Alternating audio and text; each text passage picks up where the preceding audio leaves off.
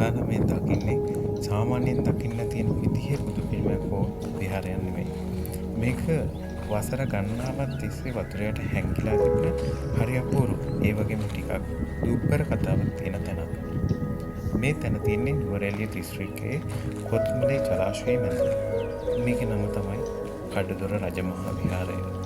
ඔයාලට හිතෙන්න පුළුවන් ඇයි මේ වගේ ලස්සන බුදු පිළිම මේ වගේ ගල් බිත්ති ජලාශයක් මැද තියෙන්නේ කියලා. ඒකට හේතුව තමයි මහවැලි ව්‍යාපාරය. 1979 අවුරුද්දේ කොත්මලේ වේල හදද්දී මේ මුළු ප්‍රදේශයම වතුරෙන් යට වෙලා තියෙනවා. එතකොට මේ කඩදොර විහාරය ඇතුළු ගමේ තිබ්බ තවත් පන්සල් කිහිපයක් ජලාශයට යට වුණා. මේකේ තියෙන වටිනාකම මොකක්ද? ඇත්තටම මේ පන්සලේ ඉතිහාසය ඈත අතීතයට යනවා.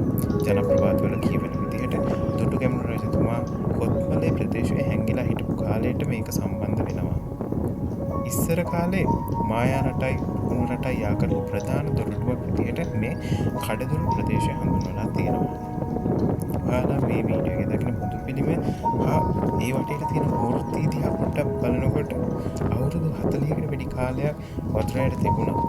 තවමත් මේ මූර්ති වල හැඩය එහෙම තියෙනවා. විශේෂයෙන්ම මේ බුදු පිළිමයට පිටුපසින් තිබෙන විත්තියේ තියෙන මාර පරාජය නිරූපණය කරන මේ කැටේම විශේෂ නිර්මාණයක්. ඇත්තටම හැමදාම අපිට මේක මේ විදිහට දකින්න ලැබෙන්නේ නැහැ. මේ දැඩි නිහන් කාලවලදී කොත්මලේ ජලාශයේ වතුර මට්ටම ගොඩක් පහළ බැස්සාම විතරයි මේක මේ නටබුන් මේ විදිහට උඩට මතුවෙන්නේ.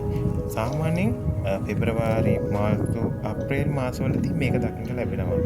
මේ කාලයත් එක්ක කොත්මලේ පැරණි වැසියෝ විශාල පිරිසක් මෙතෙන්ට ඇවිල්ලා මේගොල්ලෝගේ මතකාවර්ජන කරනවා. මේ කාලෙට කොත්මලේ පැරණි වැසියෝ විශාල ප්‍රමාණයක් මේ තැනට එනවා. මොකද මේක තමයි යාළුවගේ පැරණි ගම. ඒගොල්ලෝගේ පරණ ජීවිතය මතක් කරන හරි සංවේදී තැනක්. එයාලා ඇවිත් මේ වතුරෙන් මතුවෙන බුදු පිළිමය වන්දනා කරනවා. ඉතින් යාළුවනේ ඔයාලත් කොත්මලේ එනවා නම් විශේෂයෙන්ම පෙබරවාරි මාර්තු අප්‍රේල් වගේ මාසවල එන්න. මොකද එතකොට තමයි මේ ජලාශයේ වතුර මට්ටම අඩු වෙලා මේ කඩදොර විහාරය ඔයාලට බලන්න පුළුවන් වෙන්නේ. ඒ වගේම මතක් කරනවා මේ වීඩියෝ එක හොඳයි නම් ලයික් එකක් දාන්න, කමෙන්ට් එකක් දාන්න. තවත් මේ වගේ වීඩියෝ එකකින් හම්බෙමු.